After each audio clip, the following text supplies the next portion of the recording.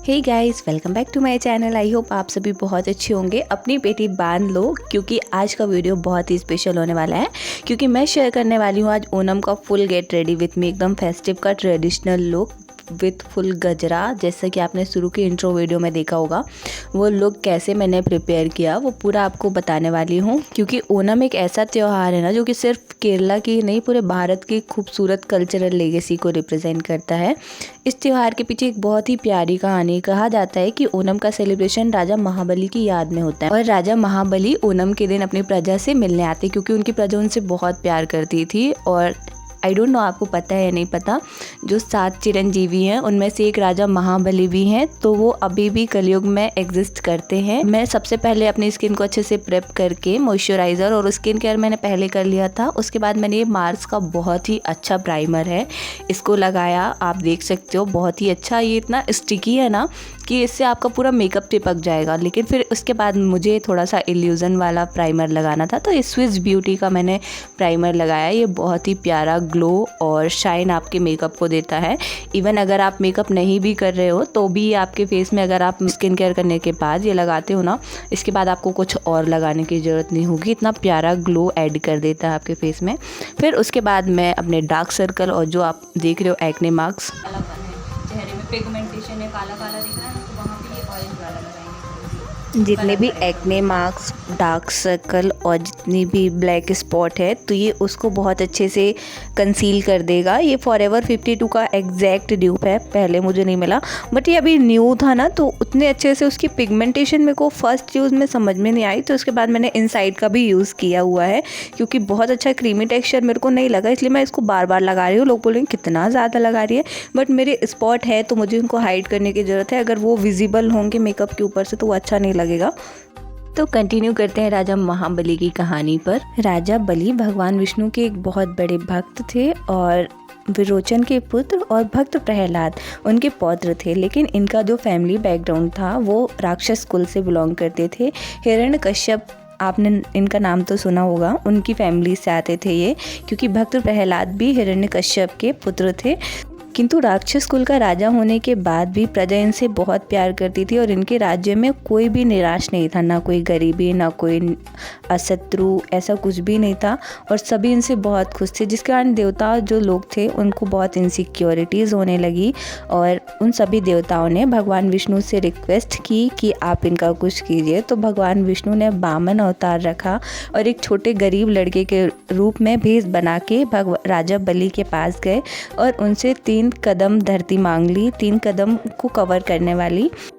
तो उन्होंने एग्री कर दिया, और उसके बाद भगवान विष्णु ने एक एक कदम करते हुए पहले पूरा ब्रह्मांड, फिर स्वर्ग, और उसके बाद महाबली को एहसास हुआ कि ये भगवान विष्णु ही हैं। तो उन्होंने जब तीसरा कदम उनकी बारी आई तो अपना शीश आगे कर दिया कि प्रभु अब मेरे पास कुछ नहीं है।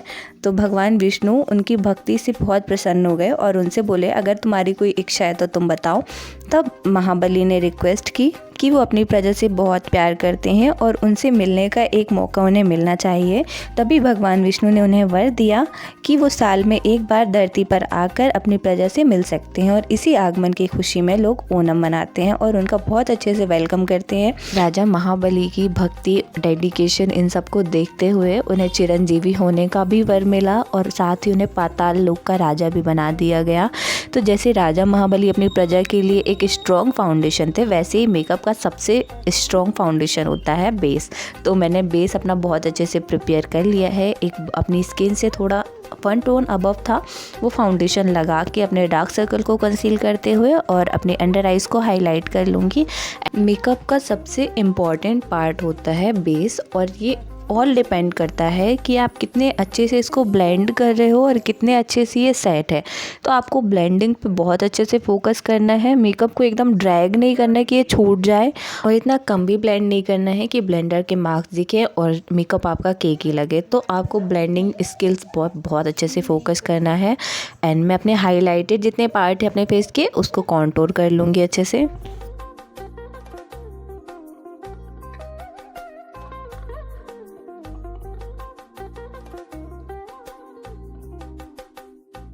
एंड कॉन्टोर को हमेशा अपवर्ड डायरेक्शन में ब्लेंड करें जिससे आपकी फेस लिफ्टेड दिखे एंड जो आप अगर जिस भाग को फ्लैट करना चाह रहे हो, जिस भाग को दिखाना चाह रहे हो, तो वो प्रॉपर निखर के आए। कॉन्टोर और कंसीलर के लिए मैंने इनसाइड कॉस्मेटिक्स का पैलेट यूज़ किया है जो कि आता है बहुत ही अच्छा है। उसमें पूरे क्रीमी टेक्सचर वाले मिल जाते हैं। अगर आप ड्राई स्किन टाइप वाले हो ना तो आपके लिए वो बहुत ही बेस्ट है, आप वो ले सकते हो। और अगर थोड़ा आप ज़्यादा पे जाना चाहते हो तो मेबलिन का इरेज़र वाला जो है वो आप ले सकते हो। ये मैंने लिपस्टिक को एज अ ब्लशर यूज़ किया है, लिक्विड ब्लशर। ये भी बहुत अच्छे से वर्क करती है। मेरे पास न्यूड शेड की लिपस्टिक थी जो मैंने लोकल मार्केट से ही परचेज़ करी है।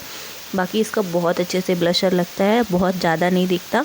और ये ब्लशर को भी मैं अपने हाईलाइटेड बोन पे ही यूज़ करूँगी क्योंकि मुझे चीक्स एकदम राउंड राउंड नहीं चाहिए, थोड़ा अपलिफ्टेड लुक रखना है। इसलिए मैंने अपने हाईलाइटेड जो बोन है, चीक बोन, उस पर लगाया और थोड़ा ये टेम्पर तक जाते हुए बेस बहुत अच्छे से प्रिपेयर हो जाने के बाद मैं अपने मेकअप को सेट कर लूँगी लूज़ पाउडर से। पीएसी का लूज़ पाउडर है, ये बहुत ही थोड़ा सा आया था। अभी मैंने इसका सबसे छोटू सा जो पैक आता है वो ख़रीदा, लेकिन बहुत अच्छे से ये मेकअप को सेट कर देता है। और बिल्कुल भी मेकअप आपका केकी या बेक वैसा फट जैसे हो जाता है ना, वैसा नहीं होता। बहुत ही अच्छे से मेकअप सेट हो जाता है। अगर आप बिगिनर हो और किसी नए लूज़ पाउडर पर जाना चाहते हो तो ये वाला आप पाउडर ले सकते हो। इसका ट्रांसल्यूसेंट पाउडर है ये पीएसी का। जितने भी प्रोडक्ट मैंने मेकअप के लिए यूज़ किए हैं उन सभी की लिंक और विथ नेम मैं अपने डिस्क्रिप्शन बॉक्स में मेंशन कर दूँगी, तो आप वहाँ से भी चेकआउट कर सकते हो। ये मेकअप सेट हो जाने के बाद मैं इसको बहुत अच्छे से डस्ट ऑफ कर दूँगी। ये मेरा ब्लशर वाला ब्रश है स्विस ब्यूटी का। इससे मैंने जितना भी एक्सेस लूज़ पाउडर था उसको डस्ट ऑफ कर दिया। इस लूज़ पाउडर ने बहुत ही अच्छा सा ब्लरी इफ़ेक्ट दिया है मेरे मेकअप को। फेस्टिव लुक का जो सबसे ज़्यादा हाईलाइटेड पार्ट होता है वो होता है आई मेकअप। तो मैंने न्यूट्रल ब्राउन टोन यूज़ किया है एज अ ट्रांजिशन। तो इससे मैं बेस बना लूँगी आइज़ का, ये ट्रांजिशन वाला है। एंड दोनों आइज़ में मैं at the same time blend करते जाती हूँ क्योंकि अलग अलग कलर अगर पिक कर लूँगी तो उससे डिस्टर्ब हो जाता है। तो मैंने एज अ ट्रांजिशन लगा लिया। एंड उसके बाद आईलिड पे ये लाइट ब्लू कलर लगाया है क्योंकि मुझे अपनी आइज़ का लुक थोड़ा एलिगेंसी स्मोकी चाहिए था, बट ब्लैक वाला नहीं। ब्लैक से बहुत ज़्यादा स्मोकी दिखने लगता है और वो मेरे इस लुक से एग्जैक्ट मैच नहीं करता। इसलिए मैंने ये ब्लू कलर पिक किया अपनी आईलिड के लिए एंड इसको फिर से अगेन ब्राउन मेड कलर से मिक्स कर लिया है। एंड उसके बाद हल्का सा गोल्डन शिमर पिक करके अपने आईलिड पे लगाया है। ये इस आउटफिट के साथ एकदम क्लासी लुक देने वाला है।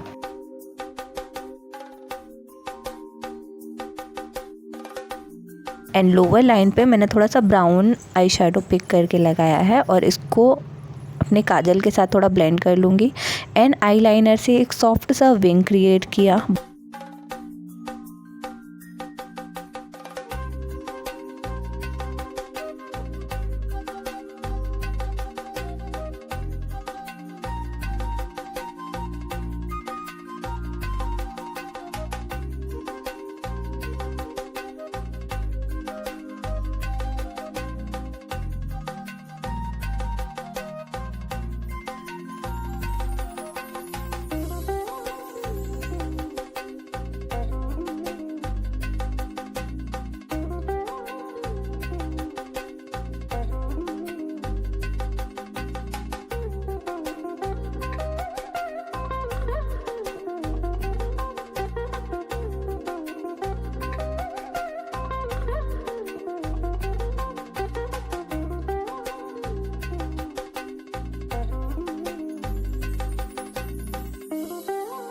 Can you guys see my smile that is come because of this makeup? And मैं खुद को देख के ब्लश कर रही हूँ, मुझे इतना प्यारा अपना लुक लग रहा था। एंड उसके बाद ये प्यारी सी बिंदी जो कि केरला एंड मलयालमी लुक की शान रहती है, ये वाइट वाली एंड रेड, तो ये लगा लिया। एंड देन हल्का सा हाईलाइट किया। बाय द वे हाईलाइटर की ज़रूरत थी तो नहीं, मेकअप ऑलरेडी बहुत ग्लो कर रहा था। एंड दैट स्माइल जो मेरे फेस पे आई है तो वो मेकअप को ऑलरेडी 4 चांद लगा रही थी in my point of view. आपको कैसा लुक लग रहा है कमेंट सेक्शन में बताना। एंड इसके बाद मैं अपना ये ज्वेलरी एंड गजरा हेयर स्टाइल ये सब करके फ्री हो गई हूँ। कैसा लुक लग रहा है मेरा जस्ट लेट मी नो।